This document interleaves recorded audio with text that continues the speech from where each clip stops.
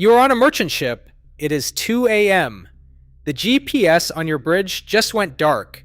Your AIS transponder is showing your vessel anchored in Kuwait, but you are moving through open water in the Persian Gulf. Somewhere ahead of you, in the dark, IRGC speedboats are doing 70 knots, and you have absolutely no idea where they are. This is not a hypothetical. This is what is happening right now, tonight, in the Strait of Hormuz, the most dangerous waterway on the planet. 3 days ago, a ship just like yours got surrounded, boarded, and hit by 2 drone boats off the coast of Dubai. Last week, the Maire Nari caught fire while 20 crew members jumped into the water hoping the Royal Navy of Oman would find them. 3 of them are still missing. So today we are going to walk through exactly what happens to you if you are in the Strait of Hormuz right now, minute by minute, threat by threat, from the moment you enter to the moment you either make it out or you do not. I promise you, the thing that is actually keeping ships out right now is not what you think. Let us start with what this place actually is, because if you do not understand the geography, you do not understand why this is so hard to fix. The Strait of Hormuz sits between Iran to the north and Oman and the United Arab Emirates to the south. It is about 21 miles wide at its narrowest point. That sounds like a lot of space, until you realize that the actual shipping lanes are just 2 miles wide in each direction, separated by a 2-mile buffer zone. 2 miles in each direction.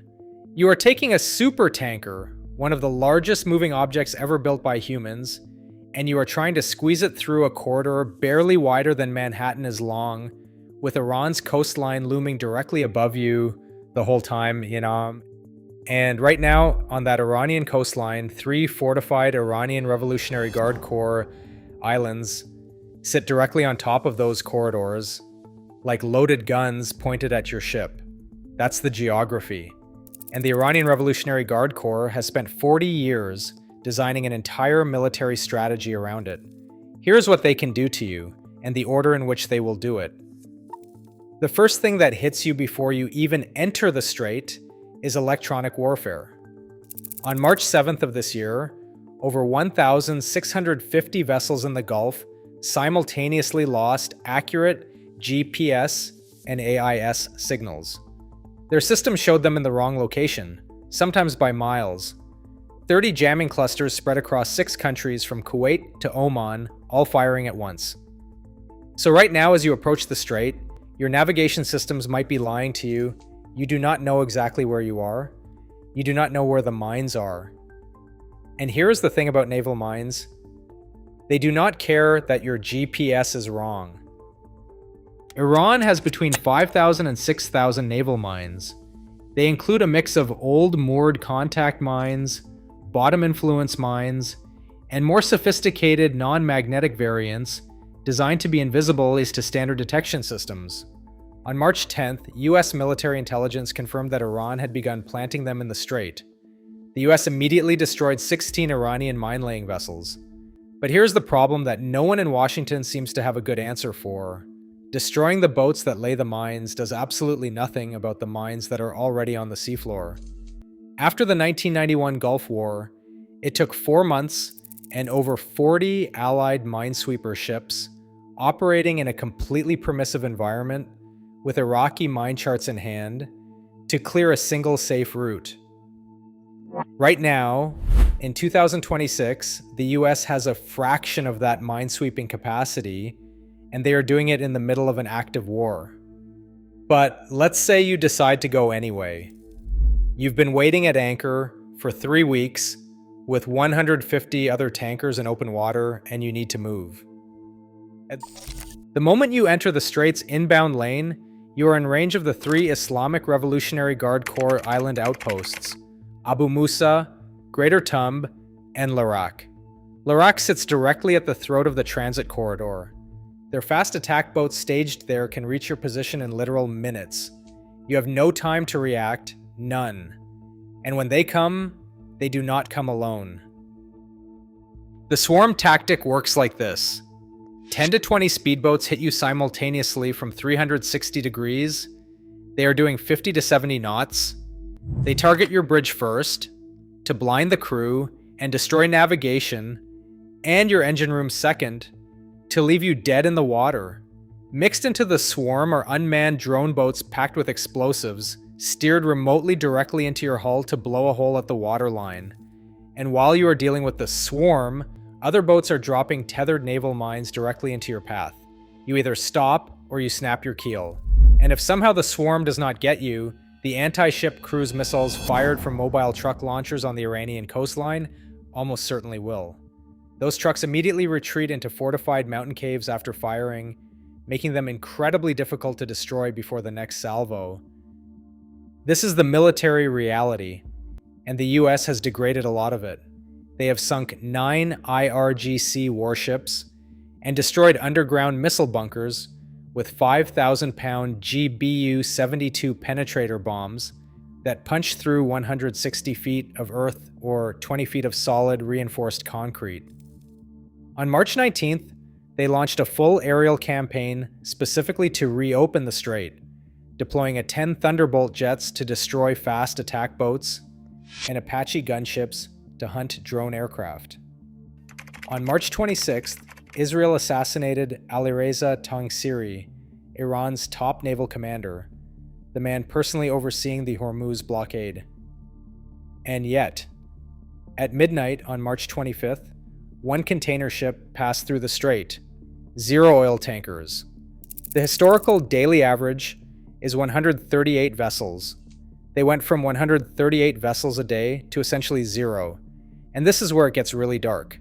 Because even with Iran's surface navy mostly destroyed, even with their underground bunkers hit, even with their top commander dead, the strait is still functionally closed.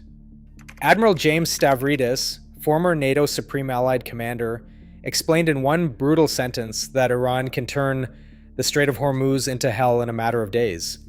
They do not need a traditional navy for that, they just need chaos. Iran's actual strategy right now isn't a conventional blockade, it is an insurance blockade. This is the thing nobody is talking about enough. If you are a shipping company, you do not need your ship to be destroyed to stop running the strait. You only need to be unable to obtain insurance coverage for the voyage. After 21 confirmed attacks on merchant ships, after mines in the water, and after drones striking tankers 800 kilometers away from the strait itself, including a Kuwaiti very large crude carrier hit by an Iranian drone at the port of Dubai 2 days ago, no insurance company on Earth will write you a policy. War risk coverage for the strait was pulled on March 5th. Gone. That means even brave ship captains with brave owners cannot legally sail through it, because no bank will finance an uninsured cargo. Iran fires one drone every few days, and the entire global shipping industry freezes. 20 million barrels of oil per day stopped flowing through this waterway. Brent crude hit $126 per barrel. European natural gas prices spiked 24% in a single morning. Dubai grocery stores ran out of carrots. Dubai imports most of its food through the main port, and that port has been inaccessible for a month. Fertilizer prices are climbing, which means food prices globally are about to climb too. Because the Gulf produces roughly half the world's seaborne supply of sulfuric acid used in mining the critical minerals that go into fertilizer. It is the largest energy supply disruption since the 1970s oil crisis, and it is still happening right now. So how long could you survive in the Strait of Hormuz? Here's the honest answer. If you were in the wrong place on March 11th, the worst single day of attacks, you might not have survived at all. The Mayuri Nari crew had to jump into the Persian Gulf at night while their ship burned. 3 people from that ship have not been found. An Indian sailor was killed aboard the MKD Vyom when a drone boat slammed into its engine room. And those are just the confirmed cases. The wildest part of this whole story is that the US has massively outgunned Iran in every measurable military metric of this war. More firepower, more technology, more ships, more aircraft. Yet the strait is still closed. You can destroy every Iranian warship, and the insurance blockade will still work. You can bomb every coastal missile battery, and there are still 5,000 mines somewhere on the seafloor. You can kill the naval commander, and Iran will still have speedboats and drone boats, and the world's narrowest major shipping lane remains dangerous. The strait will eventually reopen. It has to, because too much of the world's economy depends on it. But even when it does, the shipping industry says it will not go back to normal for months. Hundreds of ships will try to call at Gulf ports simultaneously. Supply chains will be twisted into knots. Insurance rates will stay elevated for years.